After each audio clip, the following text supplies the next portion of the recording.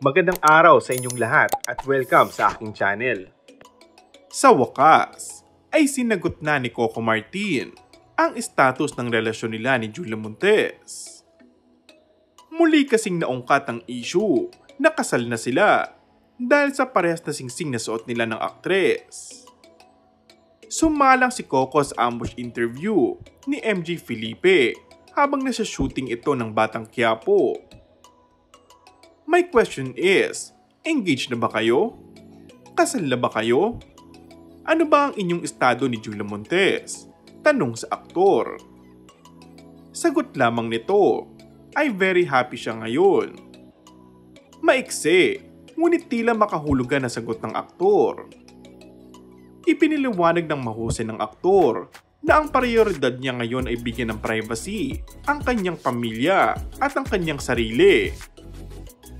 Hindi naman itinanggi ni Coco na naririnig niya ang nasusulat na di umano'y secretly married na siya sa actress na si Julia. Actually, marami nga nagsabi sa akin yan. Saan naman nila nakuha yun? Natatawang sabi ng aktor.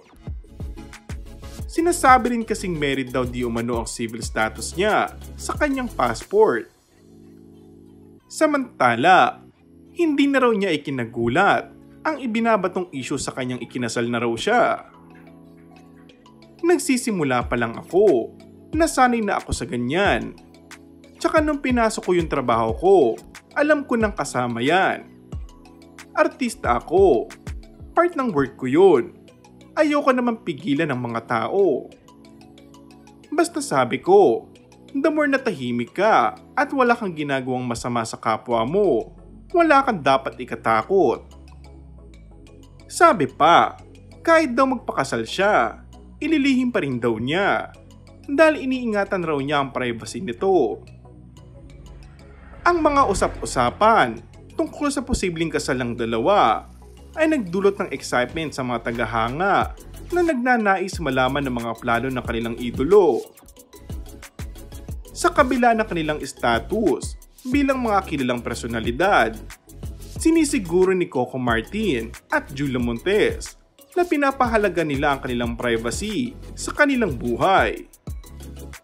Ang relasyon ni Julia at Coco ay nagtagal sa pagsubok ng panahon at magkasama silang humarap sa mga hamon ng showbiz industry. And that's all for our today's video. Kung bago ka lang sa aking channel ay mag-subscribe at pindutin na rin ang notification bell. Maraming salamat!